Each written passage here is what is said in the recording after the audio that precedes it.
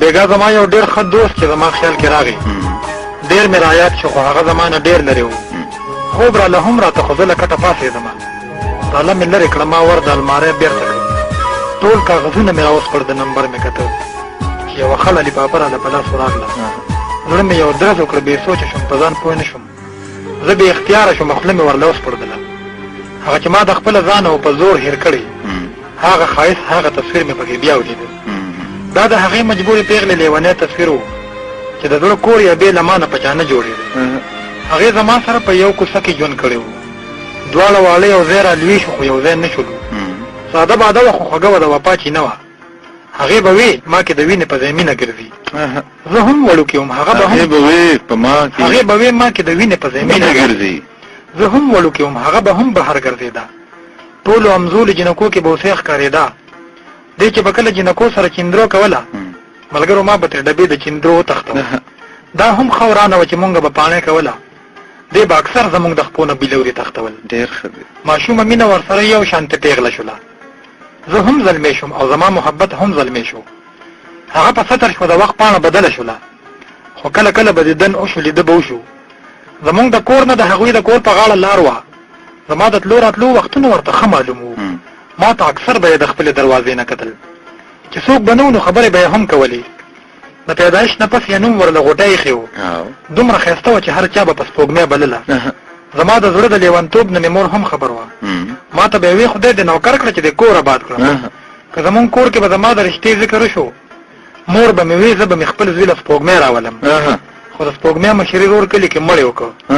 روغه کېدله، خو سوره کې یې سپوږمۍ غوښتله، چې دا غوښتنه څنګه زما په زړګي نه ځایېده. داسې سپوږمۍ هم برداشت ونه کړ، انکار یې وکړ. هغې وې دا کومه پښتو ده او دا کوم اسلام دی چې یوه لور دې په ډولۍ کې د دشمن ګرځي، مړې به رور وکړې، اور ته به بیا خور غورځوي. هغې وې دا دستور غلط دی، دا رواج ختم کړی. خو مور او پلار یې ورته ډېر په دلاسه وویل، ستا په شان ډېرو ډېرو خویندو قربانۍ کړي دي، که ته انکار کوې نو ستا خوښه، خو سوچ پې وکړه، ستا په اقرار دې د مرګي د خولې نه اور راوځي. د سپوږمۍ سترګو کې د اوښکو سېلاب نه وچېده. هغه په یو دوه کې حیرانه وه، هېڅ چل نه ورته. یو خوا د مینې مقدسه او رښتینې جذبه، بل خوا یې مخې ته یو شال شبړ دستور ولاړ و. نه یې زما د محبت لکې د ځان استې شو، نه یې په خوله د دې رواج نه بغاوت کوی شو. د دې تصویر سره یو خط و بیا مې ولوستلو. ما چې لسته هرې جملې ته مې بیا بیا وجړل. د دې تصویر په لیدو بیا تېر شوی وخت ته لاړم، بیا مې په هر زخم د مالګې باران ورېده. د دې تصویر سره یو خط و بیا مې ولوستلو. ما چې لسته هرې جملې ته مې بیا بیا وجړل. سپوږمۍ زما سره یوه کوڅه کې لویه شوله، خو دا یې ما ته لومبني او اخري خط و. په دغه خط کې د سلام د ګلدستې نه وروستو، په دغه خط کې د سلام د ګلدستې نه وروستو هره جمله، هره خبره د سلګو ډکه وه. هغې ویل زما خو دا بیخي په خیال کې نه و. هغې ویل زما خو دا بیخي په خیال کې نه و چې وخت به ستا تصویر زما د زړه نه وشو کوي. هغې ویل زما خو دا د زندګۍ ارمان و چې زه به خپله ځواني ستا په قدمونو شیندم، خو د تقدیر او د حالاتو کیسه بل رنګې ده. زما د سترګو نه د مینې سپاره شو کوي. زما د کور خلک ته ما هغه رواج قبلوي چې نه اسلام کې شته او نه زما ذهن مني. ضرور دشمن له مسوره کې خپل بابا ورکوي. دا به زما نه برداشت نه شي، ما نه زړه صبر کا. یو خو به بې له تا نه ژوند وي نو په دې به مرمه، یو خو به بې له تا نه ژوند وي نو په دې به مرمه، بل به په بدو کې واده شم نو خاورې به شم، چې د خپل خوږ لالا د لاسه په ژوندون مرمه. د دې نه ښه ده چې ځان مړ کړم، خودکشي وکړم. دا زما خط چې کله وګورې نو ویاسېده. زما د مرګ نه پس که خپل غمونه مه زیاتوه.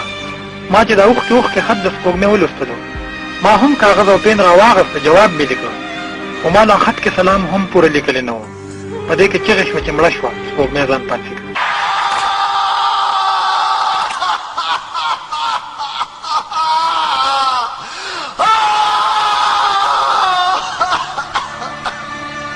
زه چې کله مړ شمه ترې جامې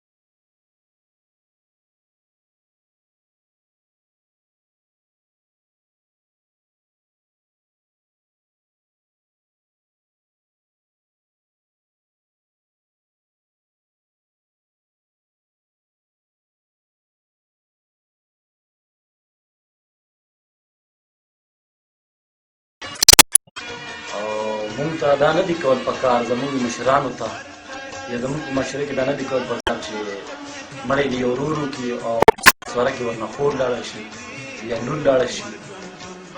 نو زه خپلو مشرانو کشرانو ته وایم چې یاره تاسو دا رواج پرېږدئ، دا جاهلیت پرېږدئ.